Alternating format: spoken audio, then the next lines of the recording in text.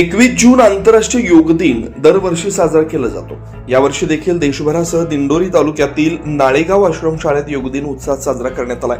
शासकीय माध्यमिक व उच्च माध्यमिक आश्रमशाळेतील विद्यार्थी, शिक्षक, शिक्षकेतर कर्मचाऱ्यांनी सामूहिक योगाभ्यास करत निरोगी जीवनाचा संदेश दिलाय।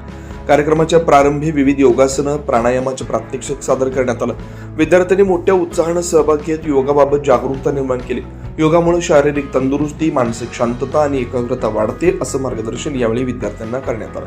विशेष म्हणजे भारतीय जनता पार्टीचे नवनियुक्त दिंडोरी तालुका अध्यक्ष तथा ननाशी मंडळाचे वसंत थेटे यांनीही विद्यार्थ्यांसोबत योगाभ्यास केला।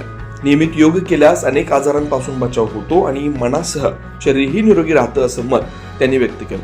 योग दिनानिमित्त आयोजित या उपक्रमामुळे विद्यार्थ्यांमध्ये आरोग्याविषयी जागरूकता निर्माण झाली। समाजापर्यंत योगाचा संदेश पोहोचवण्याचा प्रयत्न करण्यात आला।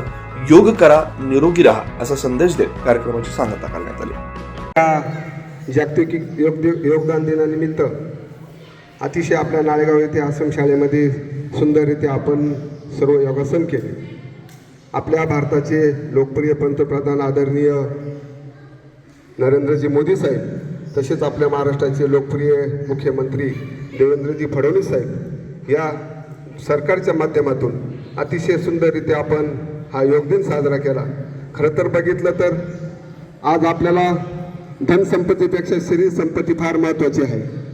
आज शरीराला सुख जर असेल तर आपल्याला सर्व काही मिळू शकतं, सर्व काही आपण करू शकतो। पण जर शरीर आपल्याला साथ देत नसेल, आपल्याकडे किती धनसंपत्ती असते तरी ती काही कामाची नाही।